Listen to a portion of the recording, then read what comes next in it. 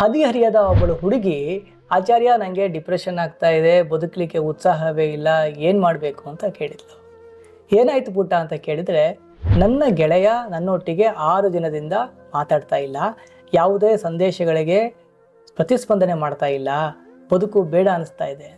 ನಾನು ಹೇಳೋ ಮಾತು ನೀವು ಕೇಳ್ತೀರಿ ಅಂತಲ್ಲ, ಆದರೂ ಹೇಳ್ತೀನಿ ಕೇಳಿ. 16 ವರ್ಷ ಒಂದೇ ಮನೆಯಲ್ಲಿ ಇದ್ದುಕೊಂಡು ಮಾತಾಡದೆ, ನಗಾಡದೆ, ಸೆಲ್ಫಿಗೆ ಸ್ಮೈಲ್ ಮಾಡ್ತಾ ಜಗತ್ತಿಗೆ ಆಗಿ ಬದುಕ್ತಾ ಇದ್ದವ್ರನ್ನ ನಾವು ನೋಡ್ತಾ ಇದ್ದೇವೆ.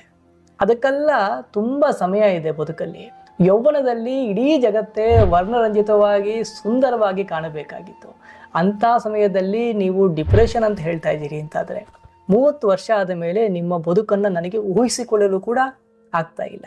ಈ ಸಮಯವನ್ನು ನೀವು ತುಂಬ ಚೆನ್ನಾಗಿ ನಿಮ್ಮ ಬದುಕನ್ನು ಗಟ್ಟಿಯಾಗಿ ಕಟ್ಟಿಕೊಳ್ಳಲಿಕ್ಕೆ ಉಪಯೋಗಿಸ್ಕೊಳ್ಬೇಕು.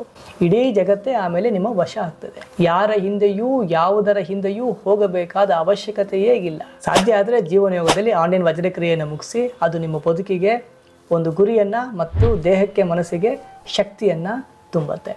ದಯವಿಟ್ಟು ಪುಟ್ಟ ಪುಟ್ಟ ಮಕ್ಕಳು ಇಂಥ ವಿಷಯಗಳಿಗೆ ಸಮಯವನ್ನು ವ್ಯರ್ಥ ಮಾಡಬೇಡಿ.